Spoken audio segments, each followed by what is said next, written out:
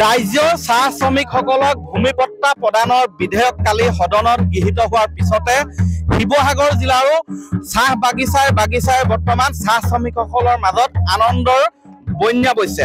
মই দেখুৱাইছো, মই বৰ্তমান দিৰৈ চাহ বাগিচাত আছো আৰু এই দিৰৈ চাহ বাগিচাটো চাহ শ্ৰমিকসকলে কালি সেই খবৰ পোৱাৰ পিছৰ পৰা এনেধৰণে আনন্দ উৎসাহ প্ৰকাশ কৰিছে।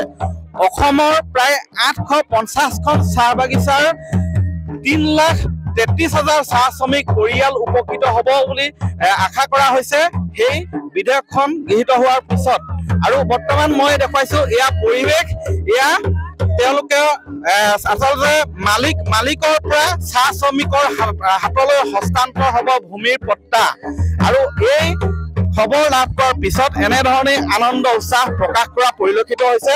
মই ভাষ্য ল'ম, ইয়াতে চাহ শ্ৰমিকসকল আছে।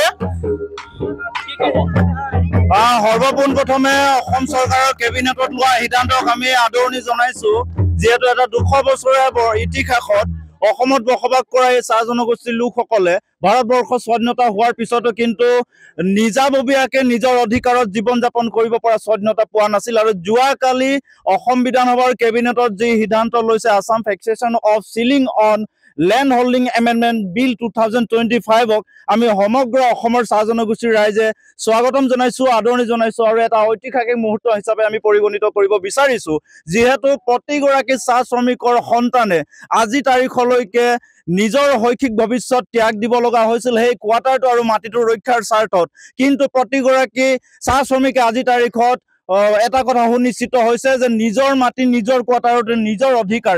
এনেকুৱা ধৰণৰ এটা বিল পাছ কৰাৰ কাৰণে, সিদ্ধান্ত লোৱাৰ কাৰণে অসম চৰকাৰক ধন্যবাদ জ্ঞাপন কৰিব বিচাৰিছো। ইয়াতে যিটো বিল পাছ কৰিছে এই বিলত কিন্তু এটা কথা আমি অসম ছাত্ৰ সন্থাই উল্লেখ কৰিব বিচাৰিছো, কথামতে কাম হ'ব লাগিব, কাৰ্যকাৰী ৰূপ দিব লাগিব। আৰু ইয়াক পাতা দিয়াৰ যিটো ব্যৱস্থা কৰাৰ তেওঁলোকে সিদ্ধান্ত লৈছে, তাৎক্ষণিকভাৱে চাহ শ্ৰমিক ৰাইজে যাতে কোনো ধৰণৰ অসুবিধা নোহোৱাকে এইখিনি কাৰ্যকাৰী ৰূপ লয় তাৰ কাৰণে আমি অসম চৰকাৰক আহ্বান জনাব বিচাৰিছো। কি ক'ব? আমি ধন্যবাদ জ্ঞাপন কৰিছো। যিহেতু 200টা বছৰ অতিক্ৰম কৰিলো আমি অসমত বসবাস কৰা চাহ জনগোষ্ঠীৰ লোকসকলৰ দীৰ্ঘদিনৰ সমস্যা, দীৰ্ঘদিনৰ প্ৰতিবাদ আছিলে, দীৰ্ঘদিনৰ যিহেতু সমস্যা আছিলে যে মাটিৰ পটা আৰু মজুৰি বৃদ্ধিকে ধৰি আপোনাৰ জনজাতিকৰণ, তাৰে আমি দেখিবলৈ পাইছো যে যিহেতু সদনত তেওঁলোকে উত্থাপন কৰি আমাৰ যিহেতু মাটিৰ পটা তেওঁলোকে অসমত বসবাস কৰা যিসকল চাহ জনগোষ্ঠীৰ লোকসকল আছিলে তেওঁলোকক মাটিৰ পটা প্ৰদান কৰিম বুলি কৈছে। গতিকে এই পদক্ষেপক আমি মাননীয় অসমৰ মুখ্যমন্ত্ৰী ডাঙৰীয়াক আমি অসম চাহ জনজাতি ছাত্ৰ সন্থাৰ তৰফৰ পৰা বহুত বহুত ধন্যবাদ জ্ঞাপন কৰিছো। চাহ শ্ৰমিকসকল আছে, কি ক'বা? হয়, এই খবৰ লাভ কৰি ভাল লাগিছে, খবৰটো পাই ভাল লাগিছে। হয়, মই দেখুৱাইছো তেওঁলোকৰ মুখত এয়া হাঁহি বিৰিঙিছে। মালিকৰ পৰা এই চাহ শ্ৰমিক সৰ্বসাধাৰণ চাহ শ্ৰমিকসকললৈ হস্তান্তৰ কৰিব ভূমি পট্টা। 3,33,000ৰো অধিক পৰিয়াল উপকৃত হ'ব বুলি আশা কৰা হৈছে। খবৰ পাই কেনেকুৱা লাগিছে?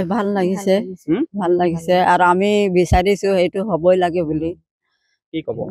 ভালে হ'ব, আশা কৰিছে? ভাল লাগিছে, আশা কৰিছো। চৰকাৰে লোৱা পদক্ষেপ কি ক'ব? ভাল বুলি ক'ম।